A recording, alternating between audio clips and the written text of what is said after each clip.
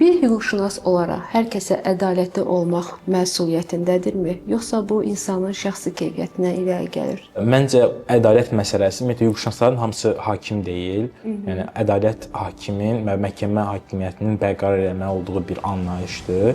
Hüquqşünaslar vəkil də ola bilər, hüquqşünaslar prokuror da ola bilər, yəni qarşı tərəflərdə ola bilər də hüquqşünaslar.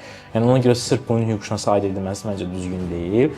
Qaldı ki, ədalət məsələsinin insanda olmalı. Məncə bu insanın öz şəxsi keyfiyyətindən çox asılıdır həqiqətən də.